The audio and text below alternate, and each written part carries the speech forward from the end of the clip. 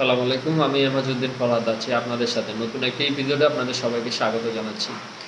আসলে আজকে যে বিষয়টি নিয়ে কথা বলতে এসেছি, আপনারা দেখেছেন গত ২ দিন আগে, ২ দিন কিংবা সম্ভবত ১ দিন কিংবা ২ দিন আগে বাংলাদেশে একটা পুরুষদের একটা সুন্দর সুন্দর পুরুষকে ওইটার উপরে একটা প্রতিযোগিতা হয়েছে। তো ওইটাতে প্রতিযোগিতাতে যে হচ্ছে সুন্দর পুরুষের তকমা পেয়েছে তার নাম হচ্ছে অ্যাডলফ খান এরকম কিছু হবে। তবে অ্যাডলফ যাই হোক, ওই ছেলেটাকে হচ্ছে উপর থেকে দেখতেই হচ্ছে হিজড়ার মতো লাগে। হ্যাঁ, দেখতেই হচ্ছে হিজড়ার মতো লাগে। আমি আমার হিজড়া যারা শুভাকাঙ্ক্ষী রয়েছে, হ্যাঁ, তাদের উদ্দেশ্যে বলতেছি যে আপনাদেরকে আমি ছোট করতেছি না। কিন্তু আপনাদের মতো সেজেগুজে কোনো পুরুষ, কোনো মহিলা যদি সেজেগুজে আপনাদের মতো হতে চায়, তাহলে তাহলে এটা অবশ্যই অপমানজনক। এটা অবশ্যই আমাদের এবং আমাদের যুব সমাজ এবং আমাদের দেশের জন্য এটা অপমানজনক। আম আপনারা হচ্ছে দেখা গেছে অনেকে রয়েছে জন্মগতভাবে হচ্ছে তাদের শারীরিক প্রবলেমের কারণে হচ্ছে তারা ৩য় লিঙ্গের আ মানুষ হিসেবে আমরা তাদেরকে ধরে নিতে পারি। কিন্তু কোনো মানুষ যদি আ শারীরিকভাবে দুর্বল নয়, শারীরিকভাবে সবকিছু তার জেনেটিক সবকিছু এভরিথিং ওকে থাকার পরেও যদি একজন ছেলে-মেয়ে হতে চায়, একজন মেয়ে ছেলে হতে চায়, তাহলে ইট ইজ আনবিলিভেবল। এটা একদমই অবিশ্বাস্য এবং হচ্ছে এটা হচ্ছে মানসিক রোগের পর্যায়ে চলে গেছে বলে আমি মনে করি। এই যে মনে করেন সুন্দর পুরুষ যে তকমা একটা ছেলেকে দেয়া হলো, হ্যাঁ, একটা অনুষ্ঠান করে বিশাল বড় আয়োজন করে একটা ছেলেকে সুন্দর পুরুষের তকমা দেয়া হলো। নাম হচ্ছে অ্যাডলফ খান বা এরকম কিছু। তো আপনারা দেখছেন না, অনেকে হচ্ছে বিষয়টা নিয়ে ট্রল করেছেন, অনেকে দেখেছেন। এই কোন বিচারক কত বড় জাউরা হইলে কতটুকু মানসিক ভারসাম্যহীনতার বিচারক ওখানে ছিল, একবার নিজেকে কল্পনা করেন। এই যে এই ছেলেটা দেখতে তাকে তো একদম পুরো হিজড়ার মতো লাগে। এরপরে তার উপরে হচ্ছে এমনভাবে সাজগুজ করছে, আমি ওই ছেলেটাকে হিজড়া বলতেও আমার কাছে হচ্ছে লজ্জা লাগতেছে। এরকমভাবে একটা সাজগুজ করছে। তাহলে এই যে বাংলাদেশে আজকে একটা আন্তর্জাতিক চক্রান্ত চলতেছে, বাংলাদেশে একটা বিশাল আকারের একটা চক্রান্ত চলতেছে বিভিন্ন সাংস্কৃতিক অনুষ্ঠানের মাধ্যমে, বিভিন্ন হচ্ছে এডুকেশন আ বিভিন্ন এডুকেশনের যে প্রোগ্রামগুলো রয়েছে এগুলার মাধ্যমে বাংলাদেশের যুব সমাজ এবং বাংলাদেশের মনে করেন ইয়াং জেনারেশনকে যেভাবে ইনফ্লুয়েন্স করা হচ্ছে, রং ইনফ্লুয়েন্স করা হচ্ছে, এটার প্রভাব কিন্তু একটা সময় বাংলাদেশের যুব সমাজ এবং হচ্ছে বাংলাদেশের যে জেনারেশন রয়েছে এটার উপরে বিস্তৃত আকারে প্রভাব ফেলবে। এই যে মনে করেন একটা ছেলে যাকে সুন্দর পুরুষের তকমা দেওয়া হলো, এই ছেলেটা হচ্ছে দেখেন যেই সাজগুজ করছে তাকে তো মানসিকভাবে মনে করেন একদম পাগল লাগতেছে এবং মানসিকভাবে হিজড়া লাগতেছে এবং হচ্ছে ওকে দেখে মন চাচ্ছে জুতা দিয়ে পেটানো দরকার। এরপরে হচ্ছে আমি শুধুমাত্র ওর কথা না, ওর যে বিচারকগুলা পিছনে সম্ভবত চ্যানেল আই এর একটা লোগো দেখছি।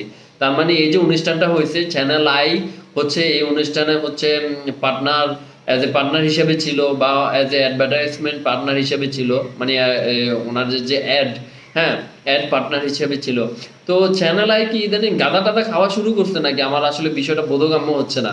এরকম একটা বাংলাদেশের একটা চ্যানেল আই একটা প্রভাবশালী টেলিভিশন গণমাধ্যম, যেটাকে মানুষ হচ্ছে পছন্দ করে, যেটাকে মানুষ হচ্ছে ফলোইং করে। তো এরকম একটা চ্যানেল কিভাবে এরকম একটা অনুষ্ঠানের হচ্ছে অ্যাডভার্টাইজমেন্ট পার্টনার হতে পারে বা এরকম একটা অনুষ্ঠানের পার্টনারশিপ হতে পারে বা এদের সাথে কাজ করতে পারে একক হয়ে, কিভাবে সম্ভব? How that's possible?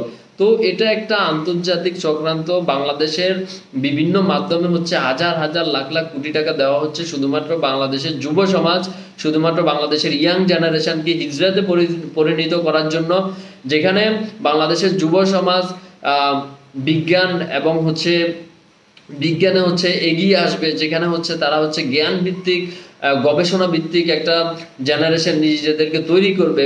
সেই জায়গাতে আসলে আন্তর্জাতিক বিশ্ব চায় হচ্ছে বাংলাদেশের জেনারেশনটা গড়ে উঠুক, একটা হিজড়া জেনারেশন গড়ে উঠুক, ছেলে ছেলেকে বিয়ে করুক, মেয়ে মেয়েকে বিয়ে করুক এবং একটা অবাধ একটা যৌন কালচার মুক্ত জেনারেশন গড়ে উঠুক। এটাই হচ্ছে আন্তর্জাতিক বিশ্ব আমাদের থেকে অ্যাকসেপশন করে এটা।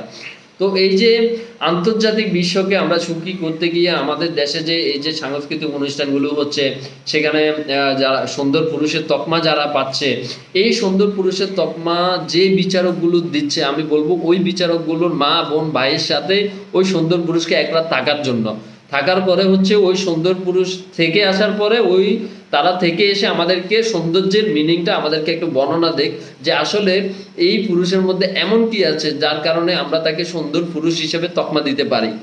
কারণ যে বিচারকেরা তাকে সুন্দর পুরুষের তকমা দিয়েছে, ওই বিচারকেরা তো অন্য কোনো দেশ থেকে আসে নাই, আলটিমেটলি ওই বিচারকরাও তো বাংলাদেশের।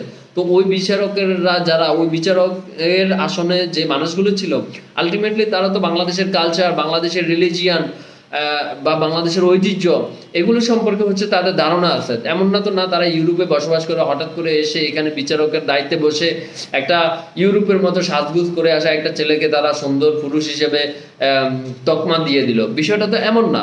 এটা অবশ্যই একটা চক্রান্ত, যে একটা অনুষ্ঠান করা হলো, ওই অনুষ্ঠানের মধ্যে একটা সুন্দর পুরুষের তকমা যাকে দেওয়া হলো সে থাকবে হিজড়া, এবং তাকে দেখে দেখে হচ্ছে মনে করেন বাংলাদেশের ইয়াং জেনারেশন এবং বাংলাদেশের যাদের মধ্যে কোরআনের শিক্ষা নাই, যাদের মধ্যে নৈতিকতা নাই, এবং ইভেন ন্যূনতম কমন সেন্স যার মধ্যে নাই, সে হচ্ছে তাকে দেখে দেখে ইনফ্লুয়েন্স হবে এবং বলবে যে আমি ওর মতো হতে চাই এবং আমি ওর মতো করে সাজতে চাই এবং আমি সুন্দর পুরুষের তকমা নিতে চাই। ওয়াহ, তু এদের লজ্জা হওয়া উচিত, এই বিচারকদের লজ্জা হওয়া উচিত, এবং এই বিচারকদের রাস্তাতে পাইলে জুতা পেটা করা উচিত। আর ওই শুয়ারের বাচ্চা কি যেন নাম, সুন্দর পুরুষের তকমা পাইতে, আচ্ছা অ্যাডলফ, ওই ওরা তো জুতা দিয়ে পিটলো, জুতার পর্যন্ত মান সম্মান যাবে রে ভাই। ও তো একটা মানসিক রোগী, একটা হিজড়া হয়ে গেছে, কি বলবো। তো সে নিজে একটা মানসিক রোগী হয়ে গেছে, সে নিজে হিজড়া হয়ে গেছে, দ্যাটস নট আওয়ার প্রবলেম। সে মরুক, সে যার নামে যাক, তাতে আমাদের কোনো প্রবলেম নাই। বাট সে একটা সুন্দর পুরুষের একটা অনুষ্ঠান করে সুন্দর পুরুষের তকমা নিল এবং তাকে সুন্দর পুরুষের তকমা দেওয়া হলো। It should be influence our govern, it should be influencing our society. এটা অবশ্যই আমাদের সোসাইটিকে ইনফ্লুয়েন্স করবে। এটা অবশ্যই আমাদের সোসাইটিতে আমাদের যাদের ছেলেমেয়ে রয়েছে, ছোট ছোট ছেলেমেয়ে রয়েছে, তাদেরকে ইনফ্লুয়েন্স করবে এবং তাদেরকে প্রভাবিত করবে। একটা সময় ধরেন আপনার ঘরে আপনার ছেলে, যার যে সাধারণ লাইনে পড়ালেখা করছে, যার এমনিতেই তার ভিতরে হচ্ছে কোরআনের শিক্ষা নাই, তার মধ্যে তো সে যখন এটা দেখবে বলবে বাবা আমি ওর মতো হতে চাই, ওর মতো সাজতে চাই এবং আমি সুন্দর পুরুষের তকমা পেতে চাই। আপনি দিবেন ওর মতো সাজতে? আপনি দিবেন ওর মতো হতে? আপনি দিবেন? কেননা এটা একদম প্রকাশ্যে দেখা যাচ্ছে একটা ছেলে তার মানসিকভাবে বিকারগ্রস্ত, মানসিকভাবে দুর্বল, এবং সে এমনভাবে সাজগুজ করছে, সে হিজড়া হয়ে গেছে, সে একদম তৃতীয় লিঙ্গ না, চতুর্থ, পঞ্চম, ষষ্ঠ, সপ্তম যদি কোনো লিঙ্গ থাকে সে ওই লিঙ্গ অনুসারে চলাফেরা করতেছে, এবং ওই লিঙ্গ অনুসারে এক চলাফেরা করা একটা ছেলেকে সুন্দর পুরুষের তকমা দেওয়া হলো। বাংলাদেশের একটা বিশাল বড় অনুষ্ঠান করে তাকে সুন্দর পুরুষের তকমা দেওয়া হলো। মানে এর মাধ্যমে আমাদের সমাজ এবং আমাদের জেনারেশনকে ইনফ্লুয়েন্স করা হচ্ছে। এটা কি আপনারা বুঝতেছেন না? এই যে আমাদের ইউনূস সরকার আমাদের রক্তের উপরে, আমাদের আন্দোলনের উপরে, নাঙ্গলকোটের এমন কেউ লোক আছে যে, আমার এলাকার নাম হচ্ছে নাঙ্গলকোট, কুমিল্লা জেলার নাঙ্গলকোট থানা, নাঙ্গলকোটের এমন কোনো লোক আছে যে জানে না আমি আন্দোলনে অংশগ্রহণ করেছি, যে জানে না জুলাই আন্দোলন করি নাই আমি? এমন কোনো লোক কি পাওয়া যাবে? খুঁজে পাওয়া যাবে না তো। কারণ তারা তো জানে এই জুলাই আন্দোলনে আমরা ছিলাম এবং আমাদের ভিডিও আছে, আমাদের ফটোজ আছে, তারা জানে। তো এরকম একটা আন্দোলন করে, এরকম একটা রক্তাক্ত আন্দোলনের মধ্যে দিয়ে আমরা যাদেরকে আজকে আমরা ক্ষমতার স্বাদ দিচ্ছি, আমরা যাদেরকে বসাইছি, আলটিমেটলি আমি ইন দ্য পয়েন্ট হিসেবে আমি ইউনূস স্যারের কথাই বলতে চাই। এই যে তাকে যে বসানো হলো, সে আসলে তার অ্যাচাইভমেন্টটা কি, সে আসলে কি করতেছে? আপনি দেখেন, সে কয়েকদিন আগে হচ্ছে তিনি আমাদের এই যখন উত্তরাতে হচ্ছে বিমান বিধ্বস্ত হলো, উনি একটা ফেসবুকে পোস্ট দিয়ে হচ্ছে উনি টাকা ভিক্ষা চাচ্ছে জনগণের জন্য, তাদেরকে সহযোগিতা করার জন্য। But at a same time before the day আমরা দেখেছি কিছুদিন আগেই উনি হচ্ছে ওনার সরকার থেকে হচ্ছে যৌনকর্মীদেরকে অনুদান দেওয়া হয়েছে।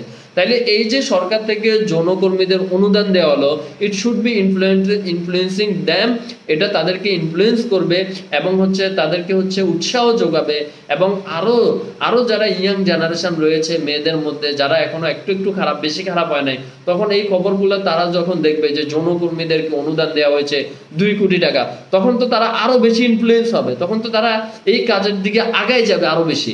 আপনি এই সরকার যদি এটা করতো যে কুষ্টিয়াতে যে যৌনপল্লী রয়েছে, এই যৌনপল্লীতে যাতে একজন মেয়েকে যৌনকর্মী হিসেবে কাজ না করতে হয়, এই কুষ্টিয়া যৌনপল্লীর পাশে হচ্ছে যেটাকে এই যৌনপল্লীটার নাম আমি ভুলে গেছি, যেটাকে কুষ্টিয়ার মধ্যেই, তো এই যৌনপল্লীতে যাতে কেউ যৌনকর্মী হিসেবে কাজ না করতে হয়, যদি ওই যৌনপল্লীর পাশে যদি সরকার একটা গার্মেন্টস করে দেয় 2 কোটি টাকা দিয়ে, যদি সরকার একটা প্রতিষ্ঠান দাঁড় করিয়ে দেয় 2 কোটি টাকা দিয়ে, এবং এই যৌনপল্লীতে যারা কাজ করে তাদেরকে যদি বলা যায় আপনারা এখন থেকে এই নোংরা কাজটা করেন না, আপনাদের জন্য এই টাকাটা অনুদান দেওয়া হলো, আপনারা এখন থেকে আপনাদের জীবনটাকে পরিবর্তন করেন, আপনারা আপনাদের কাজটাকে চেঞ্জ করেন, আমরা একটা প্রতিষ্ঠান করে দিচ্ছি আপনাদেরই সমাজে, আপনাদেরই এরিয়াতে, আপনাদেরই সামনে, এখন থেকে আর আপনাদেরকে যৌনতামূলক এই যে যৌনকর্মী হয়ে নোংরা কাজটা করতে হবে না। এটা যদি আমাদের সরকার করতো তাহলে আমরা আমাদের সরকারকে গ্রেটনেস দিতাম, আমরা আমাদের সরকারের হয়ে কথা বলতাম, আমরা আমাদের সরকারকে বাহবা দিতাম। এখানে আমাদের সরকারকে তো আমরা বাহবা দিতে পারতেইছি না, বরং আসলে সরকারের বিরুদ্ধেও বলতে পারতেছি না, কেননা বিরুদ্ধে বলতে গেলে এটা নিজেরই গায়ে লাগে, কেননা আলটিমেটলি যে সরকারকে আন্দোলন করে আমরাই বসাইছি সেই সরকার আসার পরে এরকম অবাধ যৌনতা, অবাধ সংস্কৃতি চালু করেই যাচ্ছে এবং এরকম অপসংস্কৃতি দিয়ে আমাদের সমাজ এবং আমাদের জেনারেশনকে ইনফ্লুয়েন্স করে যাচ্ছে। তো আমি বলবো ইউনূস সরকার, আপনি যতটুকু সম্ভব ইউনূস স্যার আপনি সতর্ক হন এবং শেখ হাসিনার পতন থেকে আপনি শিক্ষা নেন। একটা কথা মনে রাখবেন, ইসলামের বিরুদ্ধে গিয়ে আজ পর্যন্ত কেউ টিকতে পারে নাই, কেউ টিকে থাকতে পারে নাই। স্যার জর্জ ডব্লিউ বুশ হোক, অনেক বড় বড় লোক, এরা তো কোন চ্যাটের বাল, ফেরাউন পর্যন্ত ইতিহাস হয়ে গেছে। জর্জ ডব্লিউ বুশ, ট্রাম্প, এরপরে হচ্ছে ক্লিনটন, এরা কোন চ্যাটের বাল ভাই? এরা তো কিছুই না, আপনি এদের থেকে শিক্ষা নেন না। ফেরাউনের মতো লোক ইতিহাস হয়ে গেছে, আপনি কার থেকে শিক্ষা নিচ্ছেন বুঝতেছি না। If you are recently experience from our country, আপনি যদি আমাদের দেশ থেকে রিসেন্টলি কোনো অভিজ্ঞতা চান তাহলে আমি বলবো আপনি শেখ হাসিনার পতন থেকে শিক্ষা নেন। শেখ হাসিনার পতন থেকে যদি আপনি শিক্ষা না নিতে পারেন তাহলে এটা আপনার ব্যর্থতা। কি বলবো, এই যে তাহলে আপনাদের কাছ থেকে জানতে চাচ্ছি, এই যে 2-1 দিন আগে আপনারা কমেন্ট করে জানাবেন, 2-1 দিন আগে যে একটা সুন্দর পুরুষের তকমা দেওয়া হলো, একটা বিশাল অনুষ্ঠান করে একটা হিজড়াকে, একটা পঞ্চম লিঙ্গের একটা হিজড়াকে সুন্দর পুরুষের তকমা দেওয়া হলো, এটাকে আপনারা কিভাবে দেখছেন এবং আপনারা কি আমার মতো মনে করেন কিনা যে এই ছেলেটার কারণে আমাদের অনেক শিশু এবং হচ্ছে অনেক বাচ্চাদের উপরে হচ্ছে ইনফ্লুয়েন্স হবে, তারা প্রভাবিত হবে এরকম সাজগুজ করতে, এরকম পঞ্চম হিজড়া হয়ে যেতে, পঞ্চম লিঙ্গের মানুষ হয়ে যেতে, তারা হচ্ছে ওর থেকে প্রভাবিত হবে। আপনারা কি মনে করেন? আর এই যে ইউনূস স্যারের সরকার থেকে যে যৌন কর্মীদেরকে অনুদান দেয়া হলো এবং হচ্ছে এই অনুদানটা না দিয়ে যদি যৌনপল্লী বা যৌন কর্মীদের যে এরিয়াটা আছে ওই এরিয়ার পাশে যদি একটা প্রতিষ্ঠান বানিয়ে দিত, একটা বড় কারখানা বানিয়ে দিত, একটা বড় গার্মেন্টস বানিয়ে দিত, তাহলে এতে কি আমাদের যারা যৌনকর্মী রয়েছে তারা তাদের কাছ থেকে বের হতে পারতো কিনা? বরং আমি মনে করি তারা যদি এরকম করতো তাহলে এই যৌনকর্মী যারা রয়েছে এই নোংরা কাজের সাথে, তারা এই কাজটা থেকে বের হয়ে এসে একটা সম্মানিত কাজের সাথে থাকতে পারতো। But hour government, I hope hour government এটা চায় না, আমাদের গভর্নমেন্ট, আমাদের সরকার এটা চায় না যে আমাদের যৌন কর্মী হিসাবে আমাদের দেশে যারা কাজ করে তারা একটা ভালো একটা জবে আসুক, তারা একটা ভালো একটা লাইফ লিড করুক, এটা আমাদের গভর্নমেন্ট চায় না। যার কারণে তারা হচ্ছে যৌনকর্মীদেরকে ডাইরেক্টলি হচ্ছে 2 কোটি টাকা অনুদান দিয়ে বরং তারা তাদের কাজকে ইনফ্লুয়েন্স করতেছে, তারা তাদের কাজকে উৎসাহিত করতেছে। তো আসলে কি বলবো, ইট ইজ একদম হার্মফুল ফর আস, এটা আমাদের জন্য খুবই হার্মফুল। যে সরকারকে আমরা আন্দোলন করে, আমরা সবকিছু করে আমরা ক্ষমতার স্বাদ দিচ্ছি, রোজ ক্ষমতার স্বাদ দিচ্ছি এবং যে সরকারের বিরুদ্ধে আমরা বলি না, এবং এইরকম একটা পজিশনে থেকে আমাদের সরকারের এই অবস্থা, এটা আসলে খুবই দুঃখজনক। আপনারা যারা নাঙ্গলকোটের বাসিন্দা, কুমিল্লা জেলার নাঙ্গলকোট থানা আমার, আপনারা জানেন নাঙ্গলকোটের বাসিন্দা বা আমার সাথে অনেক দিন থেকে ফেসবুকে আসেন, আপনারা জানেন সে 2014 সাল থেকে আওয়ামী লীগের বিপরীতে অনেক লেখালেখি, অনেক বলাবলি করে আসছি। ইভেন তনু দর্শন মামলা হওয়ার পর থেকে কুমিল্লাতে তনুকে হত্যা করার পর থেকে তখন লেখালেখিটা আরো বাড়িয়ে দিয়েছি, বলাটা আরো বাড়িয়ে দিয়েছি। যারা আমাকে চিনে, আমার নাম এমাজউদ্দিন ফরাদ, যারা আমাকে চিনে জানে 2014 সালের পর থেকে একটার পর একটা ফেসবুক আইডি, অন্ততপক্ষে 50টার বেশি ফেসবুক আইডি আমার বাদ করে দেওয়া হয়েছে, শুধুমাত্র এই যে সরকারের অন্যায় আচরণের বিরুদ্ধে বলাবলির কারণে, লেখালেখির কারণে। আর এখন দেখেন এমন একটা পরিস্থিতিতে আমরা পড়েছি, আমরা সরকারের বিরুদ্ধেও বলতে পারতেছি না। কেন পারতেছি না? কারণ এই সরকারকে আমরাই আন্দোলন করে বসিয়েছি, যার কারণে এই সরকারের বিরুদ্ধে বলতে পারতেছি না। কিন্তু এই সরকারেরও তো এই বিষয়গুলো ভেবে দেখা উচিত এবং এই সরকারের উচিত রিসেন্ট যে শেখ হাসিনাকে চলে যেতে হলো এটা থেকে এক্সপিরিয়েন্স নিয়ে এটাকে এই সরকারের আসলে এটা থেকে অভিজ্ঞতা নিয়ে এই সরকারের আসলে এখান থেকে শিক্ষা নেওয়া উচিত বলে আমি মনে করি। সবাই ভালো থাকবেন, আল্লাহ হাফেজ, আসসালামু আলাইকুম।